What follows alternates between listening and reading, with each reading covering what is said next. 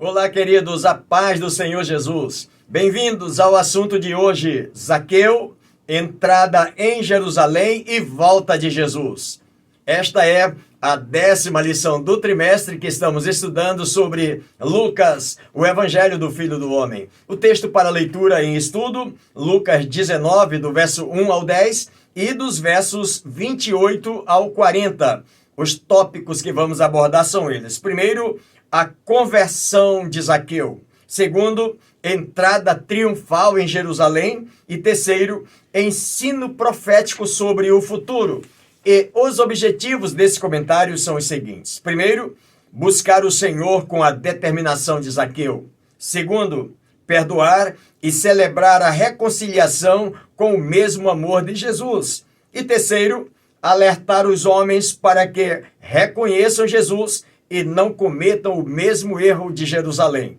E eu quero sugerir que você faça a leitura dos capítulos 19 ao 21 do Evangelho de Lucas, que somados ao comentário, o seu aproveitamento será ainda maior. Quero agradecer a você, querido irmão, querida irmã, já inscritos no canal.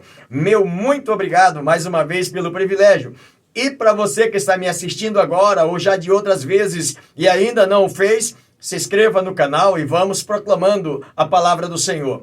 Não esqueça de deixar o seu like, de fazer o seu comentário, de compartilhar o link com mais alguém e juntos vamos anunciando o Evangelho do Filho do Homem. Na introdução desse comentário, nós vamos estudar sobre os 3 capítulos de Lucas, do 19 ao 21, e começaremos com a conversão de Zaqueu, que é registrado exclusivamente pelo escritor Lucas.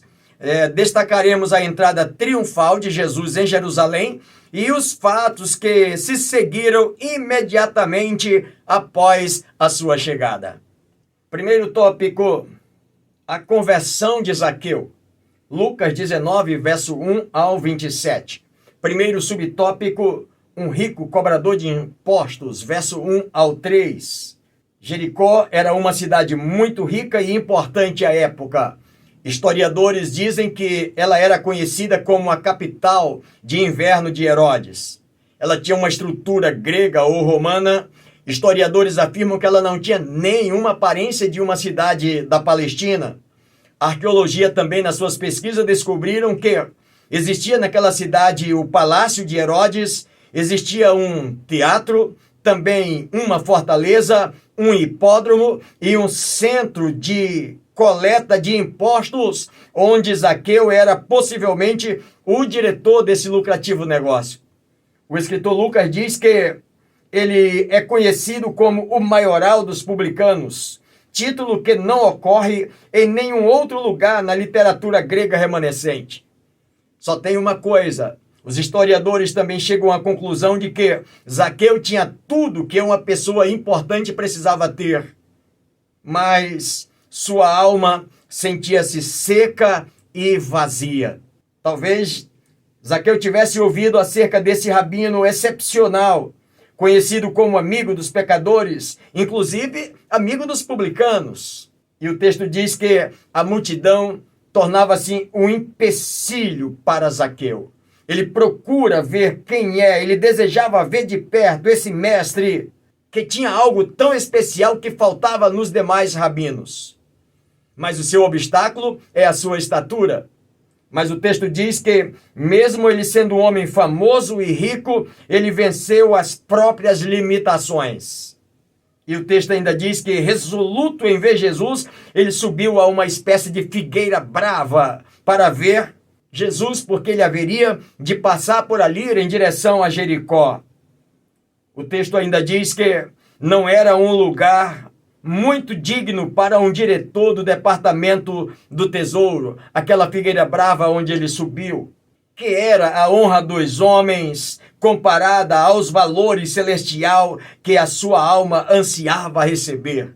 Comparando todos os valores que ele tinha com os valores que a sua alma ansiava, valores espirituais, toda a sua riqueza era comparado a nada. Ele precisava desse valor espiritual na sua vida e ele rompe, então, com todos esses obstáculos. O escritor diz que venceu o orgulho, que o impede de tantos receberem o melhor de Deus? Zaqueu rompe com esse orgulho. Aquele que busca a salvação deve descer do seu orgulho pecaminoso e curvar-se em arrependimento e fé.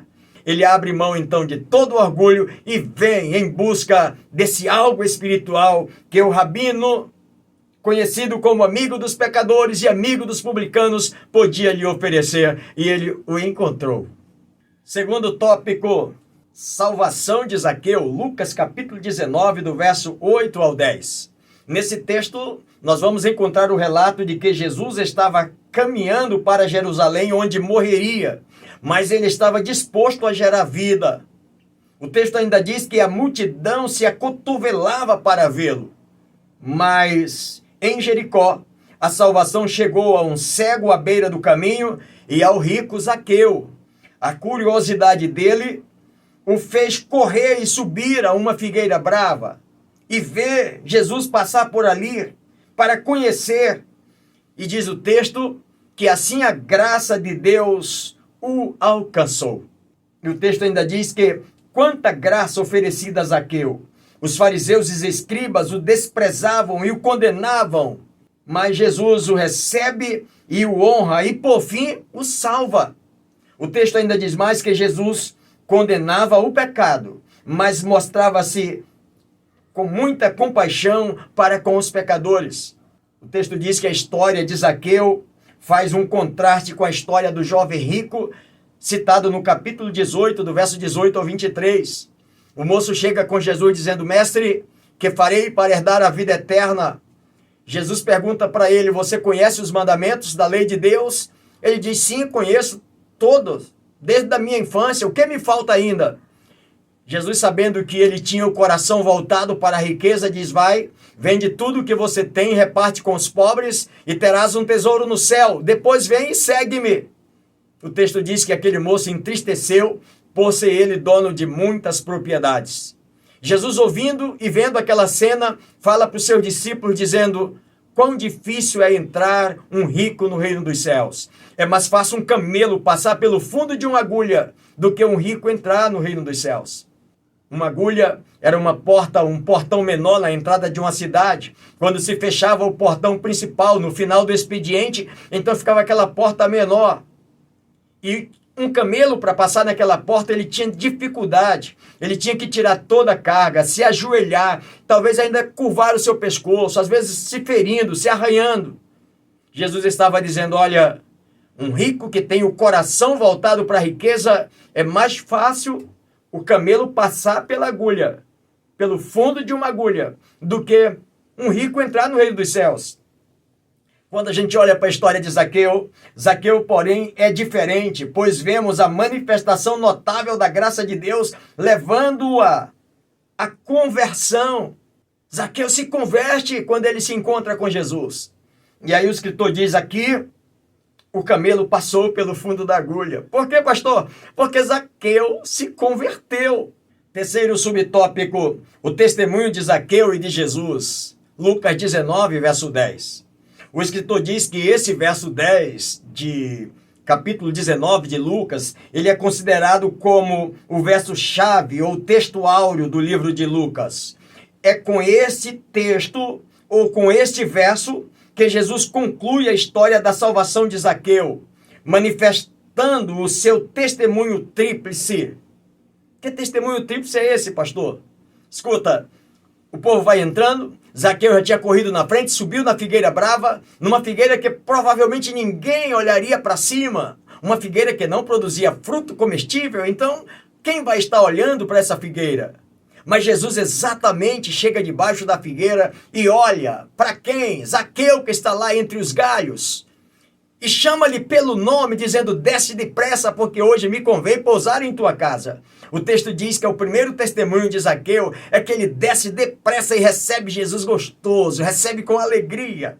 O segundo testemunho de Zaqueu é que ele olha para Jesus e diz assim: Senhor, eu resolvo dar aos pobres metade dos meus bens. Zaqueu não está aqui negociando salvação com Jesus. Ele já está alegre porque o rabino excepcional tinha chegado até ele, tinha lhe salvado. Agora isso aqui já é fruto de salvação, compadecendo-se daqueles que precisavam. Mas talvez alguém ainda fica ali num ruído dizendo, mas quem é esse? Zaqueu está querendo se mostrar. E ele usa um texto que está lá no livro do Êxodo, capítulo 22, verso 1, onde Moisés declarou que quem roubasse o boi de alguém deveria devolver 5 boi por esse boi roubado. O roubado e mais 4. Ou seja, Zaqueu exatamente faz isso. Senhor, eu resolvo retribuir. Se eu roubei a alguém, eu quero retribuir 4 vezes mais. É o tríplice testemunho de Zaqueu, testemunho claro diante das pessoas. O texto ainda diz que a conversão de Zaqueu foi tão real e evidente que ele fez questão de manifestar o seu testemunho publicamente ali diante das pessoas. Na hora onde Jesus estava, na hora que Jesus o recebeu, na verdade ele queria tornar conhecida a mudança que se efetivava na sua vida naquele momento. Nós temos aqui tangível evidência da mudança de Zaqueu. Quando a conversão atinge o bolso, e Zaqueu está provando que ele está convertido, porque o seu bolso não era dificuldade mais para que ele servisse a Deus. Ele tinha viva fé que por si mesmo produziu boas obras. Ele foi alimentado, ele cresceu naquele momento ali com a graça de Deus. Zaqueu subiu na árvore como um pecador e desceu como um santo, feliz. Faz-se a oferta da graça e Zaqueu aceitou-a. A presença de Jesus o teria endireitado, fazendo dele um homem justo, disposto a corrigir os erros do passado. É o que nós observamos, e sendo considerado justo diante de Deus, pela obra de Cristo, não pelas suas próprias obras. Queria também ser justo para com os homens, sua atitude evidenciava seu testemunho de salvação.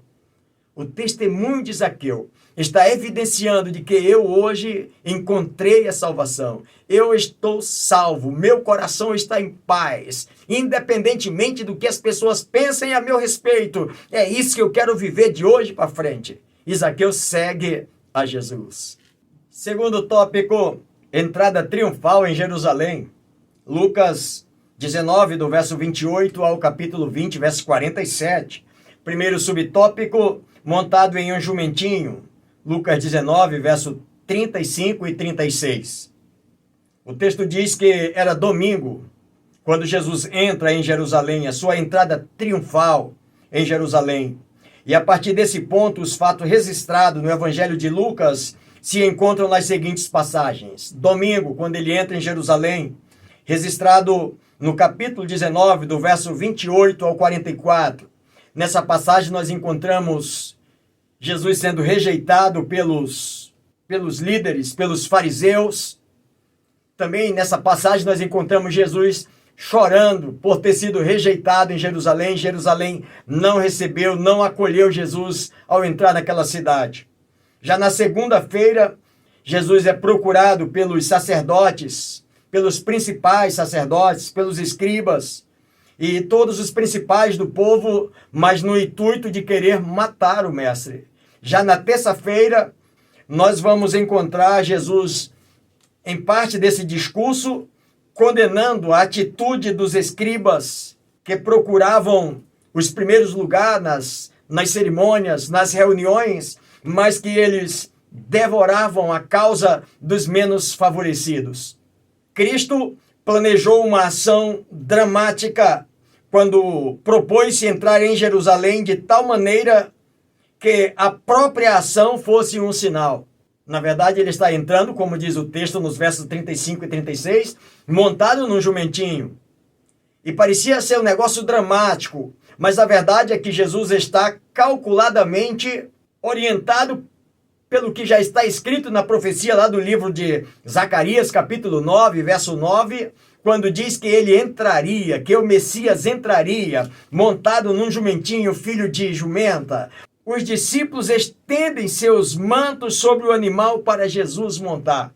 É desta forma, ele está simplesmente cumprindo o que está registrado já na profecia. Para algumas pessoas poderia ser estranho, mas para Jesus não. O cumprimento da palavra de Deus, e ele vai entrar em Jerusalém exatamente montado nesse animal.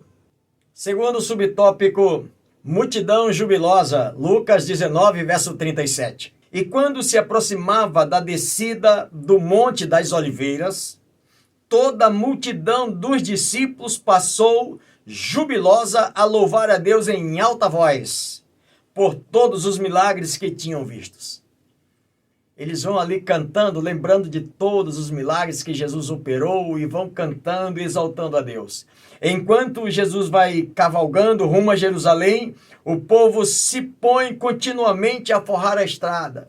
A multidão se enche de alegria em jubilosa glória e gritos de louvor ao Rei, aquele que vem em nome do Senhor. Eles estão certíssimos disso. O texto diz que nesse momento Jesus está tão popular entre as pessoas, de que os líderes religiosos, os fariseus, eles não se atrevem a silenciar o povo de uma forma direta. Como é, pastor, de uma forma direta? É ele chegar e dizer, olha, cale a boca vocês estão perturbando. Eles não se atrevem devido à popularidade que Jesus está tendo entre as pessoas que vão aplaudindo, que vão exaltando a multidão de discípulos. Mas eles tentam silenciar o povo indiretamente. Como assim? Por Jesus. Eles chegam até Jesus e dizem, mestre, pede para esse povo se calar, porque eles estão perturbando. Eles estão perturbando aqui o ambiente. E é nesse momento que a palavra de Deus diz que Jesus assegura a eles dizendo, se esses se calarem, as próprias pedras clamarão. Praticamente Jesus está falando que este é o momento de que o meu nome seja exaltado. Se eles não fizerem isso, um dia as pedras vão clamar, porque entrei em Jerusalém e ninguém sequer deu valor ou deu ouvido. As pedras vão clamar depois, por esse dia que as pessoas não atentaram, não obedeceram e não receberam o Salvador. O escritor Mateus, no capítulo 21, do verso 15 e 16, ele fala de crianças gritando, e elas falavam, hosanas, hosanas nas alturas, bendito aquele que vem em nome do Senhor. Ou seja, o louvor era por todas as pessoas, os homens, as mulheres, as crianças, todos adorando a Deus. Os fariseus não conseguiram calar o povo de Deus naquele momento. Terceiro subtópico, Jesus chora à vista de Jerusalém. Lucas 19, do verso 41 ao 44. Nesse verso 41, quando ele chega diante da cidade, a Bíblia diz que ele chorou. Diante do nosso comentário, o escritor diz que Jesus chorou por Jerusalém e, de acordo com a expressão do texto original, não somente desceu lágrima dos seus olhos, mas ele fez também um pranto, ele fez um forte lamento. Esta é a segunda ocasião, segundo o nosso comentário, que Jesus chora abertamente. A primeira foi quando ele visita o túmulo de Lázaro, lá no capítulo 11 de João, verso de número 35, por causa também da incredulidade daquele povo que não acreditou nele. Lá ele chorou, mas chorou silenciosamente. As pessoas perceberam, vendo as lágrimas descendo. Mas aqui ele chora em alta voz, como era costume ao prantear os mortos. Ele faz questão de chorar e as pessoas ouvirem o seu lamento. Ele fez como o profeta Jeremias, ao chorar pela destruição de Jerusalém. Capítulo 9, verso 10 de Jeremias. Também Jonas, quando olhou para Nínive e desejou que a cidade fosse destruída, no livro de Jonas, capítulo 4, verso 2. Enquanto Jesus olhou para Jerusalém e chorou, porque a cidade havia destruída a si mesma. Nesses versos que nós citamos, do verso 41 ao 44, Jesus chega a dizer, Jerusalém, se tu tivesse conhecido essa tua oportunidade, se tu tivesse valorizado essa tua oportunidade, a única oportunidade, uma oportunidade de ouro, o Salvador chegou para te salvar e você não o quis, você não aceitou, você não recebeu. É por isso que Jesus está chorando, lamentando, porque eles perdem a sua única oportunidade. Olhando adiante, Jesus chorou pelo julgamento terrível que sobreviria à nação, à cidade e ao templo. Haveria de vir, rejeitou a oportunidade, vai pagar caro. No ano 70 depois de Cristo, os romanos sitiariam Jerusalém. Por 143 dias, matariam 600 mil judeus, levariam milhares cativos e, por fim, destruiriam a cidade e o templo. Podemos pontuar que o choro de Jesus foi motivado primeiro, pela cegueira espiritual do seu povo que não reconheceu como seu Messias. Esse é o primeiro ponto do choro de Jesus, de não reconhecer como aquele que Deus está enviando para libertar o seu povo. E o segundo ponto desse choro de Jesus é porque ele tem certeza que diante dessa rejeição, o julgamento, a conta vai chegar, o duro julgamento que viria sobre eles. E é por isso que ele está chorando, porque eles perderam a única oportunidade. Eles mesmos a destruíram, não foi ninguém que destruiu para eles, foi eles que a destruíram e depois vão pagar muito caro. Por isso Jesus está chorando. Terceiro tópico, ensino profético sobre o futuro. Lucas 21, do verso 1 ao 38. Tendo denunciado a hipocrisia dos escribas, no capítulo 20, do verso 45 ao 47, Jesus faz um elogio para uma viúva que depositou lá no recipiente da oferta 2 pequenas moedas, enquanto que as pessoas que tinham mais posse depositavam do que sobrava. Jesus elogiou a atitude dessa mulher. Mas ele prossegue no capítulo 21, do verso 1 ao 4, ensinando sobre atos proféticos, sobre eventos futuros, respondendo a 2 perguntas registradas lá no capítulo 21, no verso 7, quando os discípulos mesmos perguntam para o mestre, dizendo: Mestre, quando sucederá isto? E que sinal haverá quando essas coisas estiverem para acontecer? Primeiro subtópico, princípio das dores, não é o fim. Lucas 21, verso 8 e verso 9. Jesus está saindo do templo e os discípulos maravilhados, empolgados para mostrar para Jesus a estrutura do templo, as pedras, da forma como foi construída. E Jesus diz para eles o seguinte: olha, isso aqui não vai ficar pedra sobre pedra que não sejam derribadas. Os discípulos ficam um pouco meio atordoados. O que é isso que o mestre está falando? Isso só pode ser o final do mundo, o final dos tempos. Quando isso vai acontecer? Eles tinham uma noção, porque Jesus já tinha falado de que ele voltaria para o Pai, mas que um dia voltaria. E que haveria sinais que antecederiam isso. Eles pensaram que a destruição iminente do templo significaria já o fim do mundo. Já, só pode ser. Quando isso aqui for destruído, então é o final do mundo. Por isso que eles vão perguntar, quando vai acontecer essas coisas? O escritor diz que Jesus passa a mostrar-lhes que as 2 coisas, a destruição de Jerusalém e o fim do mundo, não coincidirão, ou seja, não acontecerão ao mesmo tempo. Jesus está mostrando para eles. São 2 episódios, 2 fatos, em tempos diferentes um do outro.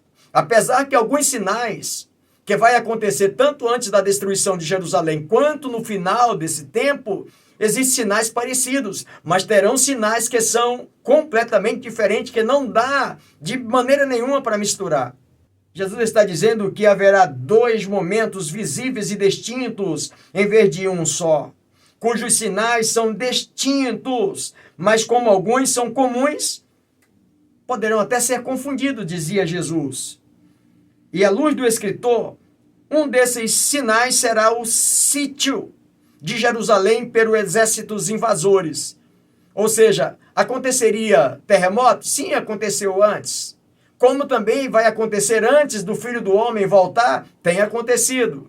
Mas os sinais específicos identificaria como? Quando o exército romano sitiar Jerusalém, então saiba que esse é o momento da destruição. Não tem mais para onde fugir. O outro, a manifestação de Jesus no céu, pronto para descer. Então são dois momentos. A destruição de Jerusalém, o foco principal, preste atenção. Os sinais podem ser parecidos com os sinais do final do tempo, mas a destruição será quando o exército inimigo, quando os romanos sitiar, aí acabou. Vai acontecer aquilo que aconteceu lá no ano 70 pelo general Tito. Jesus afirmou que coisas como guerras, insurreições, terremotos, fomes, pestilências, perseguições dos discípulos, que seriam entregues até mesmo por parentes próximos, ele, porém, advertiu considerar essas ocorrências não como o fim, mas como oportunidade para testificar. Quando vocês virem isso, ouvirem isso está acontecendo, é uma oportunidade para vocês testificar. Esses sinais, tanto antes da destruição, quanto também antes da sua volta. Ele mesmo promete dar-lhes palavra de sabedoria para falarem e acrescenta a necessidade de perseverança para vencer. O que aconteceria naquele ano 70 depois de Cristo? Os sinais viriam antes e que esses discípulos precisavam acelerar, de anunciar o que ia acontecer. Assim como também vai acontecer na vinda do Filho do Homem. Acelerem, mostrem, os sinais estão aí, está acontecendo, o final está chegando, o Mestre está voltando, Jesus está voltando. E além de tudo ele diz, olha, persevere. Vocês precisam dessa necessidade de perseverança para vencer.